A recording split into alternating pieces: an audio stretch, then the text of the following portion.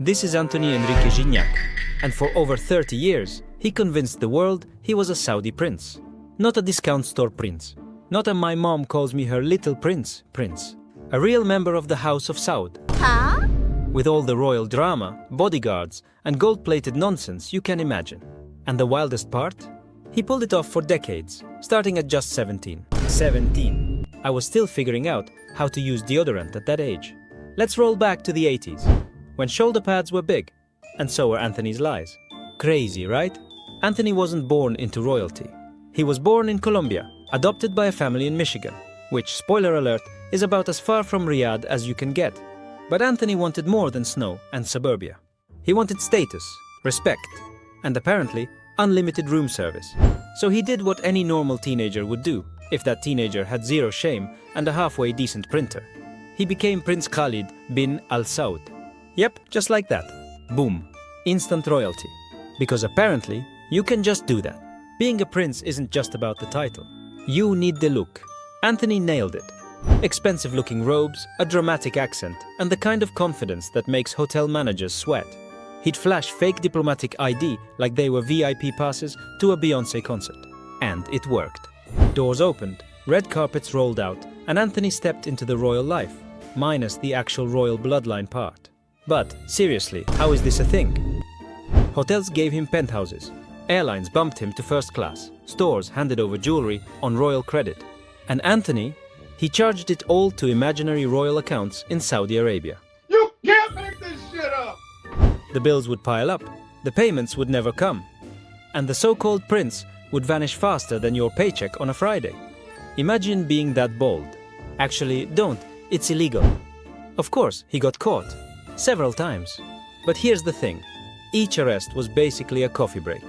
He'd serve a short sentence, walk out, and get right back into character.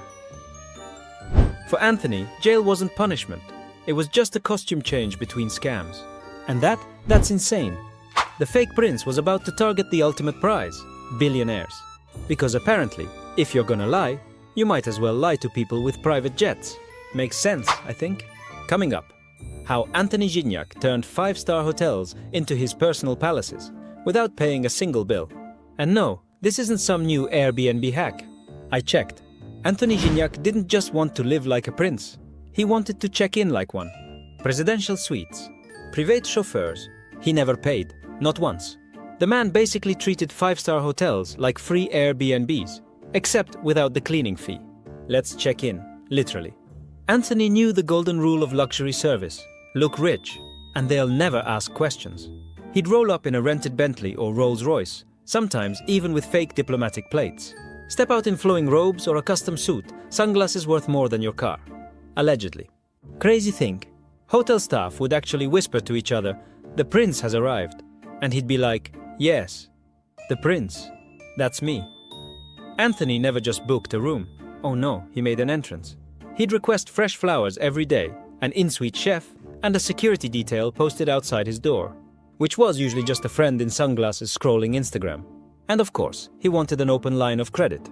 Why? Because the royal house of Saud would be paying the bill. Spoiler alert, they wouldn't. Once checked in, Anthony went full royal mode. Spa appointments back to back. Midnight feasts delivered to the suite. Shopping trips where stores closed their doors for him. And here's the kicker. Sometimes he'd reserve entire floors of hotels for his security team. The only security was the one securing his free towels. Now here's where the magic trick happened. The exit. He'd claim the payment was being processed by the Saudi treasury, or that his accountants were wiring it after his important meeting. Then one morning, poof, gone. Bags packed, suite empty, and Anthony on his way to the next 5-star freebie. From New York's Ritz-Carlton to Beverly Hills to resorts in the Caribbean. He left a trail of unpaid bills and confused managers. One resort said he demanded 3 suites for his falcons, which never showed up. Imagine explaining that to accounting. Sorry, the royal birds ghosted us. Not every stay was smooth. At one London hotel, a clerk noticed his diplomatic plates had the wrong font. At another, staff asked for his passport. Anthony turned it into a full performance. "You will speak to the Saudi embassy before you insult me again." But even this wasn't enough. Anthony had mastered the art of the luxury stay, but the bills, even unpaid, were small potatoes. Next up, A scam so big it would pull billionaires into his royal fantasy. Because when you've conned hotels, why not con people with private jets? So far, Anthony had been scamming hotels, stores, and airlines. But that's like fishing in a pond. He wanted sharks. And by sharks, I mean billionaires. His new plan: convince the super rich that he had billions in royal investment cash just waiting to be shared. All they had to do was trust the prince. Spoiler, bad idea. By the mid-2010s, Anthony had reinvented himself as a full-blown royal investor. He rented a luxury penthouse in Miami, stocked it with gold-plated furniture, expensive art, and enough Rolex watches to open a small store. He drove Ferraris, posed with yachts, and posted everything on Instagram. You know what it is. You know what it is. You know what it is. It's taking off. Private planes, 316 Maserati. Because nothing says low profile like showing the internet your fake crown jewels. Enter Jeffrey Soffer, Miami billionaire, hotel mogul, and the man Anthony wanted to reel in. The pitch? A multi-billion-dollar deal involving the Saudi royal family's sovereign wealth fund. Anthony claimed he could bring in investment cash from Riyadh for Soffer's projects. All he needed was a little upfront cooperation. And yes, cooperation here means exactly what you think it does: money. The meetings were going great. Until the lunch. See, Anthony's royal alter ego was a devout Muslim, which made it a little awkward when he ordered prosciutto. You know, Italian cured ham. The kind of ham you don't find at a halal buffet. Crazy, right? Soffer's team smelled something fishy. And it wasn't the seafood platter. They hired private investigators who started digging. And the more they found, the weirder it got. Forged royal IDs, fake business documents, and a trail of unpaid bills stretching across the globe. Anthony's royal empire was built on Photoshop, charm, and pure audacity. With the feds now in the loop, a sting operation began. They arranged meetings, recorded conversations, and gathered evidence. And like every good scammer who's been getting away with it for decades, Anthony thought he was untouchable. Spoiler, he wasn't. After decades of playing prince, Anthony was about to face a reality no amount of gold-plated furniture could hide. Anthony Gignac had been playing prince for almost 3 decades. Hotels, billionaires, luxury brands, all had bent the knee to his royal con. But in 2017, the US government decided to crash his little game. And unlike Anthony's victims, they weren't bringing champagne. They were bringing handcuffs. The feds had been quietly shadowing Anthony for months, collecting receipts. Not the kind you get from a store, the kind that ruins your life. Bank transfers, forged ID, Instagram posts showing him holding champagne in a penthouse he never actually paid for.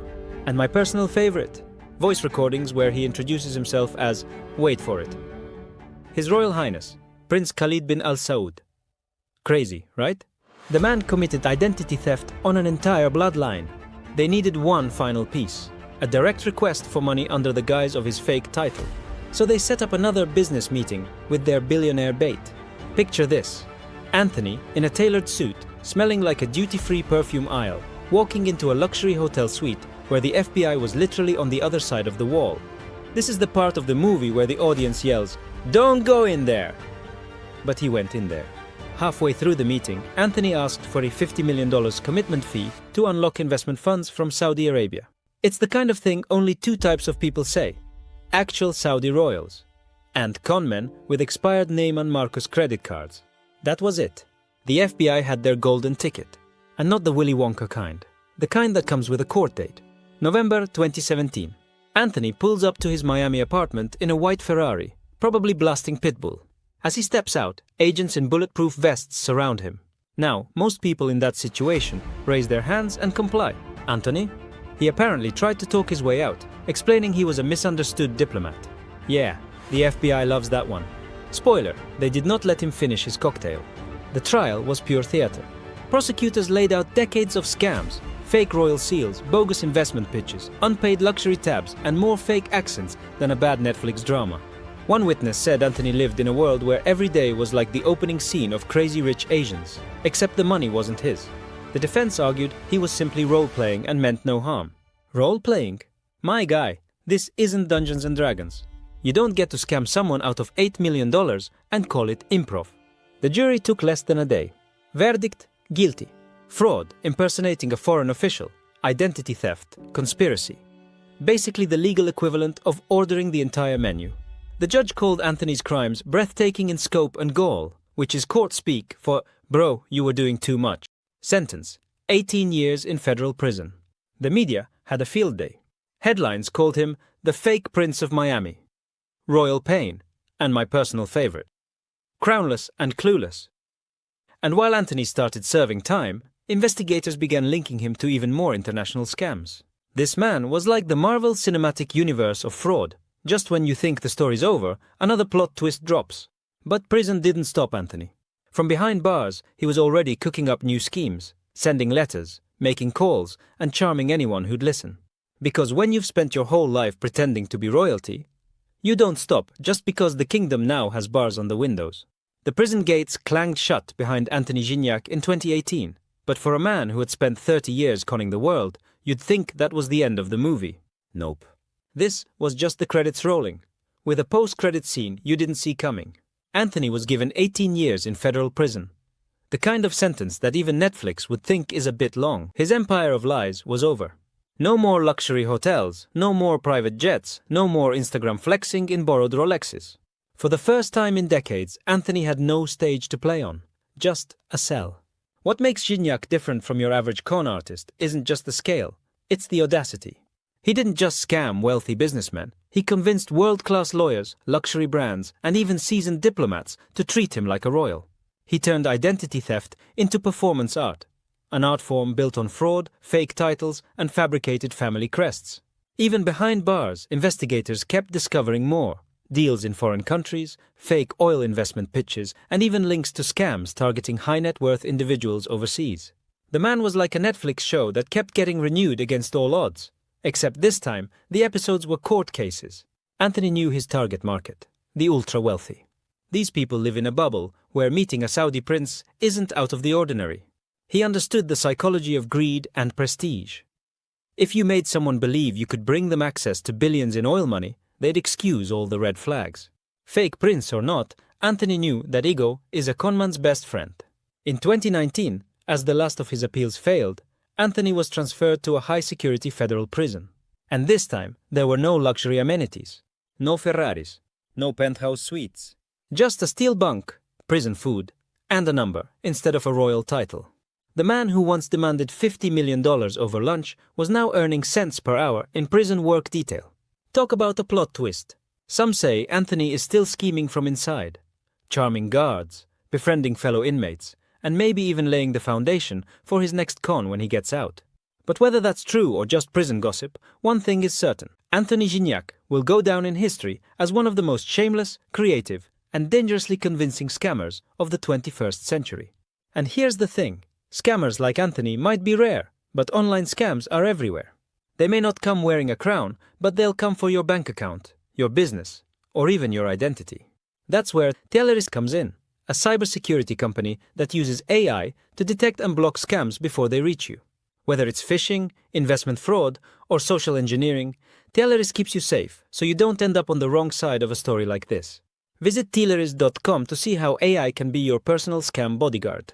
If you enjoyed this deep dive into the fake Prince of Miami, hit subscribe and turn on notifications, because we've got more wild scam stories coming, and you're not going to want to miss the next one. Remember, learn from other people's mistakes so you don't star in your own scam story.